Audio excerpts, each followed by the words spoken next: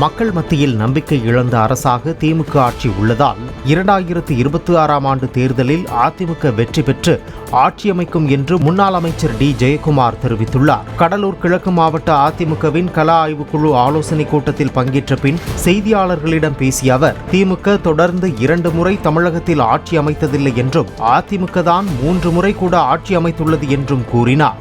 2026 நிச்சயமாக இந்த ஆட்சி மேலே உள்ள கடுமையான அதிருப்தி, அதாவது ஒரு அன்பாப்புலர் கவர்மெண்ட். திமுக ஆட்சியில் இருந்தால் கூட மறுதடவை எந்த காலத்துலையும் ஆட்சி பிடிச்சது கிடையாது. அதிமுக மட்டும்தான் ஒரு தடவை, தலைவர் 3 தடவை, அம்மா 2 தடவை, அந்த மாதிரி அதிமுக மட்டும் அந்த வரலாறு உண்டு. எனவே அந்த வகையில் பார்த்திங்கன்னா 2026 ஒரு நல்ல சூழ்நிலை தமிழ்நாட்டில் இருக்கிற நிலையில் கண்டிப்பாக பார்த்திங்கன்னா ஆட்சி எடப்பாடி தலைமையில் கண்டிப்பாக அம்மாவுடைய அரசு மலரும்.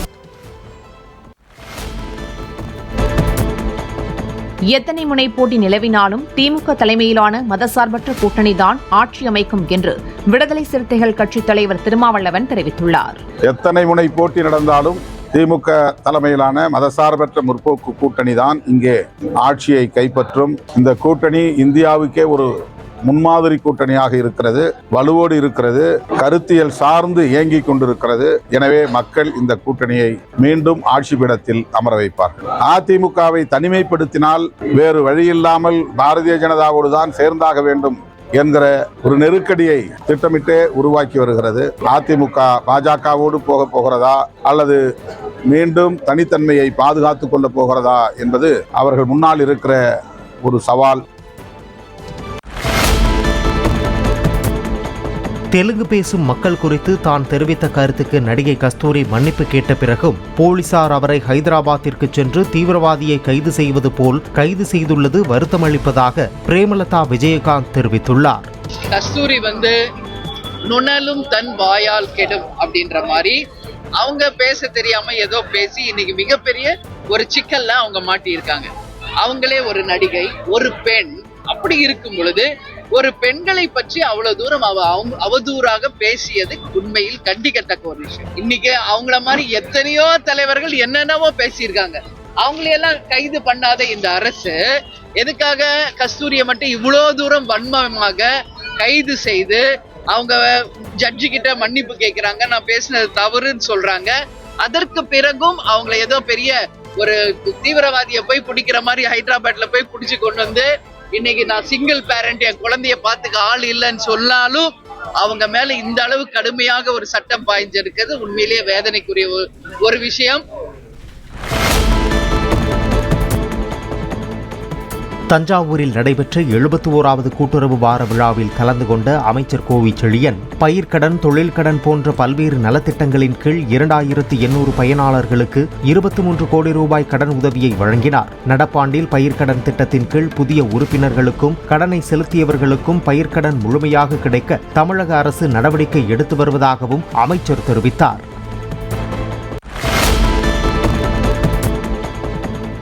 கடலூர் அண்ணா பாலம் போக்குவரத்து சிக்னல் கம்பத்தின் மேலிருந்த விளம்பர பெட்டி கீழே விழுந்து இருசக்கர வாகனத்தில் சென்ற பாலிடெக்னிக் ஆசிரியர் காயமடைந்தார்.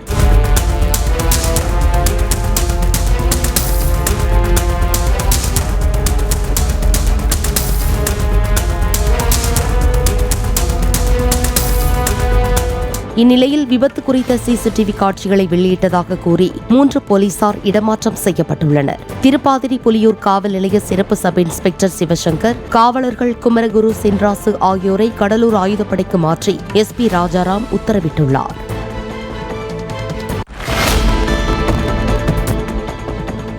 அங்கன்வாடி ஊழியர்கள் மற்றும் உதவியாளர்கள் சங்கத்தினர் சென்னையில் இன்று ஆர்ப்பாட்டம் நடத்த உள்ளனர். இந்த போராட்டத்தில் பங்கேற்பதற்காக தூத்துக்குடி மற்றும் கிருஷ்ணகிரியிலிருந்து புறப்பட்ட அங்கன்வாடி ஊழியர்களை மாவட்ட எல்லைகளிலேயே போலீசார் கைது செய்தனர். அதேபோல் தூத்துக்குடி மாவட்டம் புதூர் வட்டாரத்திலிருந்து சென்னைக்கு வேனில் புறப்பட்ட அங்கன்வாடி பணியாளர்களும் கைது செய்யப்பட்டு திருமண மண்டபத்தில் தங்க வைக்கப்பட்டனர். நியாயமான கோரிக்கை, எங்க கோரிக்கை எல்லா இடத்துலயும் தெரியும், எங்களோட வேலையோட சுமையெல்லாம் தெரியும். இதை ஒரு மனு மூலமா கொடுப்போம், ஏதாவது நமக்கு ஒரு நல்ல தீர்வு கிடைக்கணும் நம்ம நினைக்கிறோம்.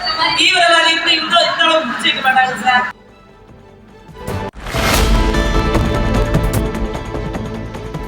திண்டுக்கல் மாவட்டம் நிலக்கோட்டையில் இரவு நேரங்களில் ஒரு கும்பல் கையில் பட்டாக்கத்தியுடன் வீட்டு கதவை தட்டி கொள்ளையடிக்க முயற்சிப்பதாக புகார்கள் எழுந்தன. அங்கு பதிவான சிசிடிவி காட்சிகள் அடிப்படையில் சோழவந்தான் பகுதியைச் சேர்ந்த 3 இளைஞர்களை போலீசார் கைது செய்து சிறையில் அடைத்தனர்.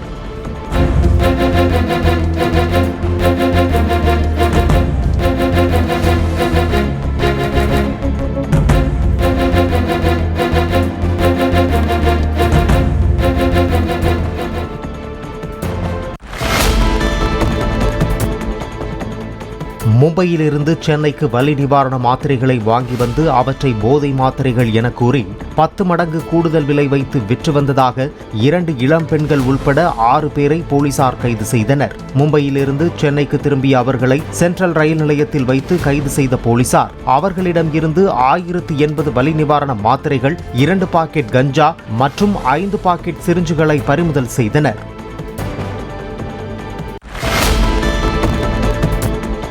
தென்காசி மாவட்டம் கடையநல்லூர்பேட்டை பஜாரில் உள்ள ஒரு நகைக்கடைக்கு வந்த பாலமுருகன் என்ற வாடிக்கையாளர் 14 கிராம் நகையை சட்டை பாக்கெட்டில் வைத்து திருடிய நிலையில் சிசிடிவி காட்சி அடிப்படையில் போலீசார் அவரை கைது செய்தனர். நகைக்கடை உரிமையாளர் இரவில் கடை வியாபாரத்தை கணக்கு பார்த்தபோது நகை திருட்டு தெரியவந்து புகார் அளித்ததாக போலீசார் தெரிவித்தனர்.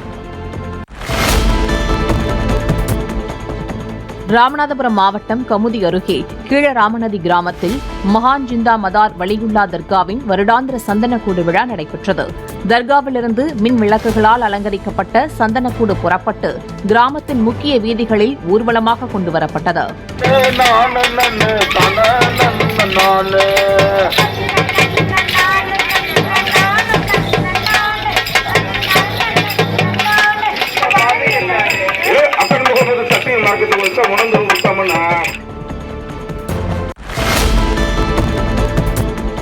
கடலூரில் 10ஆம் வகுப்பு மாணவிக்கு பாலியல் தொந்தரவு அளித்ததாக 56 வயது பொதுப்பணித்துறை ஊழியர் ஒருவரை போலீசார் போக்சோ சட்டத்தில் கைது செய்துள்ளனர். சண்முக சுந்தரம் என்பவரிடம் அவருக்கு தெரிந்த பெண் ஒருவர் தான் வெளியூரில் இருப்பதால் பள்ளியிலிருந்து தனது மகளை வீட்டிற்கு அழைத்துச் செல்லுமாறு கூறியுள்ளார். அந்த சிறுமியை தனது வீட்டிற்கு அழைத்துச் சென்ற சண்முக சுந்தரம் அங்கு வைத்து பாலியல் தொந்தரவு அளித்ததாக கூறப்படுகிறது.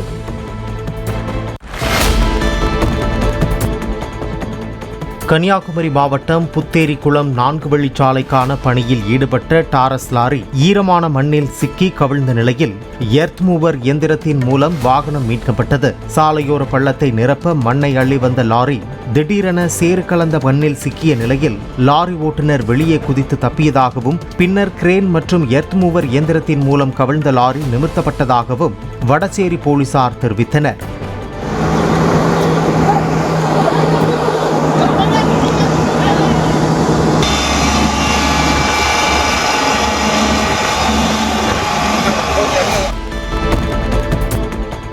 கடலூர் மாவட்டம் குறிஞ்சிப்பாடியிலிருந்து சிதம்பரம் நோக்கி சென்ற அரசு பேருந்தை இயக்கிய ஓட்டுநருக்கு நெஞ்சுவலி ஏற்பட்ட நிலையில் புவனகிரி பேருந்து நிலையத்தில் பேருந்தை நிறுத்திவிட்டு ஆம்புலன்ஸ் மூலம் மருத்துவமனைக்கு சென்றார். தடம் எண் 10B என்ற அந்த பேருந்தை ஓட்டிச் சென்ற ஓட்டுநர் சிவக்குமார் புவனகிரி பேருந்து நிலையம் வரை நெஞ்சுவலியுடன் பேருந்தை இயக்கி வந்து பயணிகளை பத்திரமாக இறக்கிவிட்டதாக போலீசார் தெரிவித்தனர்.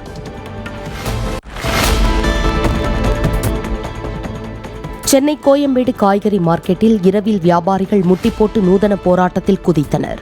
காய்கறி வாகனங்கள் வந்து செல்லக்கூடிய முக்கிய வாயில்களை CMDA நிர்வாகம் பூட்டி விடுவதாக கூறி கோயம்பேடு வியாபாரிகள் திடீர் மறியல் போராட்டத்தில் ஈடுபட்டனர். காய்கறிகளை ஏற்றி வரும் வாகனத்திற்கும் சக்கரத்தில் பூட்டு போட்டு CMDA அதிகாரிகள் அபராதம் போடுகின்றனர். அந்த தொகை அரசிற்கு செல்கிறதா என்று தெரியவில்லை என்றும் வியாபாரிகள் குற்றம் சாட்டினர். பின்னர் CMDA அதிகாரிகள் வியாபாரிகளுடன் நடைபெற்ற பேச்சுவார்த்தையில் சுமூக உடன்பாடு எட்டப்பட்டு போராட்டம் கைவிடப்பட்டது.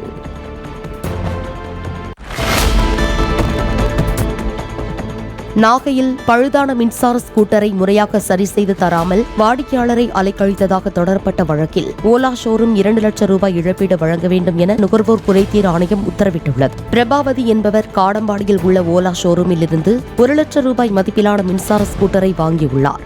வாங்கியது முதலே ஸ்கூட்டர் அடிக்கடி பழுதானதால் பழுது நீக்கம் செய்து தருமாறு அதே ஷோரூமில் ஸ்கூட்டரை கொடுத்துள்ளார். பழுதையும் நீக்காமல் ஸ்கூட்டரையும் திருப்பி ஒப்படைக்காமல் தன்னை அலைக்கழித்ததாக பிரபாவதி தொடர்ந்த வழக்கில் அவருக்கு அந்த ஷோரூம் 2 லட்சம் ரூபாய் இழப்பீடு வழங்க வேண்டும் என உத்தரவிடப்பட்டுள்ளது.